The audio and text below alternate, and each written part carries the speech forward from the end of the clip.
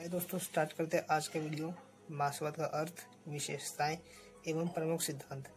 मार्क्सवादी विचारधारा के जन्मदाता कार्ल मार्क्स तथा फ्रेडरिक एंजल्स हैं। इन दोनों विचारकों ने इतिहास, समाजशास्त्र, विज्ञान, अर्थशास्त्र व राजनीति विज्ञान की समस्याओं पर संयुक्त रूप से विचार करके जिस निश्चित विचारधारा को विश्व के सम्मुख रखा उसे मार्क्सवाद का नाम दिया। दोस्तों, मार्क्सवाद सिद्धांत या मार्क्सवादी विचारधारा के जन्मदाता कार्ल मार्क्स तथा फ्रेडरिक एंजल्स हैं। इन दोनों विचारकों ने इतिहास, समाजशास्त्र, विज्ञान, अर्थशास्त्र व राजनीति विज्ञान की समस्याओं पर संयुक्त रूप से विचार करके जिस निश्चित विचारधारा को विश्व के सम्मुख रखा उसे मार्क्सवाद का नाम दिया गया। दोस्तों स्टार्ट करते हैं मार्क्सवाद का अर्थ। मार्क्सवाद एक क्रांतिकारी समाजवाद का ही एक रूप है। मार्क्सवाद आर्थिक और सामाजिक समानता में विश्वास रखता है। मार्क्सवाद का मूल विशेषता यह है कि वह आर्थिक और सामाजिक समानता में विश्वास रखता है। इसका मतलब यह था कि मार्क्सवाद अपने समाज में कोई भी ऊंच नीच नहीं चाहता था, वह आर्थिक और सामाजिक समानता में विश्वास रखता था। मार्क्सवाद सभी व्यक्तियों की समानता का दर्शन था, वह सभी व्यक्तियों का समानता का एक प्रतीक था। अगला पॉइंट है दोस्तों, मार्क्सवाद की उत्पत्ति खुली प्रतियोगिता, स्वतंत्र व्यापार तथा पूंजीवाद के विरुद्ध कारण हुई थी। दोस्तों, मार्क्सवाद की उत्पत्ति जो हुई थी वह खुली प्रतियोगिता, स्वतंत्र व्यापार तथा पूंजीवाद के विरुद्ध कारण हुई थी। इस क्रांति के पश्चात ही आदर्श व्यवस्था की स्थापना हुई। दोस्तों, मार्क्सवाद का मानना था कि इस क्रांति के बाद ही आदर्श व्यवस्था की स्थापना होगी। और वह व्यवस्था कैसी होगी? वह व्यवस्था होगी वर्ग विहीन, संघर्ष विहीन और शोषण विहीन राज्य की होगी। दोस्तों, ये वर्ग विहीन राज्य होगा जिस राज्य में कोई भी वर्ग ना हो, और संघर्ष विहीन होगी कि किसी प्रकार का संघर्ष ना हो, और शोषण विहीन की कोई भी पूंजीपति किसी भी शोषित पे शोषण ना करे। इस राज्य की उत्पत्ति होगी। आइए दोस्तों अब देखते हैं मार्क्सवाद की विशेषताएं। मार्क्सवाद पूंजीवाद के विरुद्ध एक प्रतिक्रिया है। मार्क्सवाद पूंजीवाद के विरुद्ध एक प्रतिक्रिया है।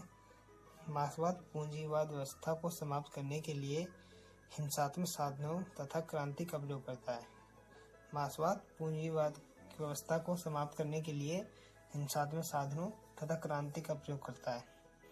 मार्क्सवाद प्रजातंत्रीय संस्था को पूंजीपतियों की संस्था मानते हैं। दोस्तों, मार्क्सवाद प्रजातंत्रीय संस्था को पूंजीपतियों की संस्था मानते हैं जो उनके हित के लिए और श्रमिकों के शोषण के लिए बनाई गई है, जो कि उनके हित के लिए तथा श्रमिकों के शोषण के लिए बनाई गई है। मार्क्सवाद धर्म विरोधी भी है। दोस्तों, मार्क्सवाद धर्म के विरोध भी है तथा वह धर्म को जनता का अफीम मानते हैं। वह धर्म को जनता की अफीम मानते हैं और जिसके नशे में सारे लोग झूमते हैं। दोस्तों, एक पॉइंट काफी इम्पोर्टेंट है, मार्क्सवाद धर्म विरोधी भी है तथा धर्म को जनता की अफीम कहा गया है। धर्म को जनता की अफीम कहा गया है जिसके नशे में लोग झूमते हैं। आइए दोस्तों अब देखते हैं अगला पॉइंट।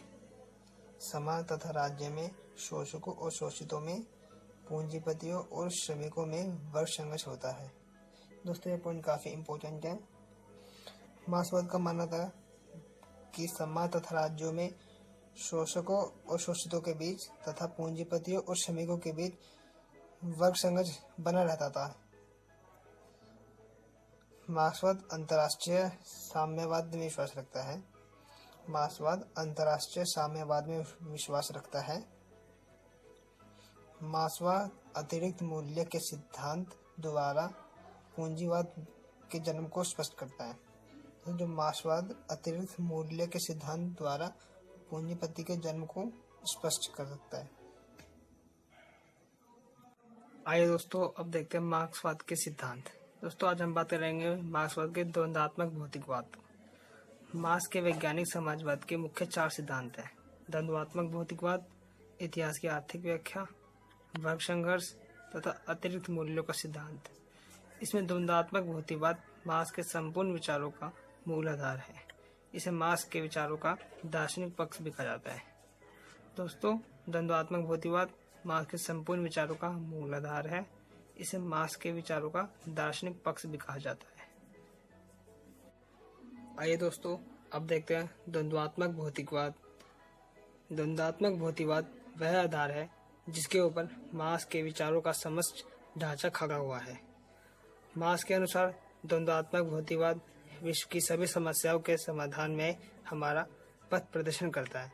द्वंद्वात्मक भौतिकवाद के आधार पर ही मार्क्स ने अपने भौतिकवादी दर्शन, वर्ग संघर्ष और साम्यवाद की स्थापना के विचार निर्धारित किए थे। दोस्तों, द्वंद्वात्मक भौतिकवाद वह आधार है जिसके ऊपर मार्क्स के विचारों का समस्त ढांचा खड़ा हुआ है। मार्क्स के अनुसार द्वंद्वात्मक भौतिकवाद विश्व की सभी समस्याओं के समाधान में हमारा पथ प्रदर्शन करता है। द्वंद्वात्मक भौतिकवाद के आधार पर ही मार्क्स ने अपने भौतिकवादी दर्शन, वर्ग संघर्ष और साम्यवाद की स्थापना के विचार निर्धारित किए थे। आइए दोस्तों, अब देखते हैं द्वंद्वात्मक भौतिकवाद का अर्थ। द्वंद्वात्मक भौतिकवाद दो शब्दों के मेल से बना है। इसमें प्रथम शब्द उस प्रक्रिया को स्पष्ट करता है जिसके अनुसार सृष्टि का विकास हो रहा है, और दूसरा तत्व सृष्टि के मूल तत्व को इंगित करता है। दोस्तों, द्वंद्वात्मक भौतिकवाद दो शब्दों के मेल से बना है। इसमें प्रथम शब्द उस प्रक्रिया को स्पष्ट करता है जिसके अनुसार सृष्टि का विकास हो रहा है, तथा दूसरा तत्व सृष्टि के मूल तत्व को इंगित कर रहा है। दोस्तों, अब देखते हैं अगला पॉइंट। द्वंद्ववाद का सिद्धांत मार्क्स ने हीगल से ग्रहण किया है, लेकिन हीगल के द्वंद्ववाद को उसने बिल्कुल उल्टा कर दिया है।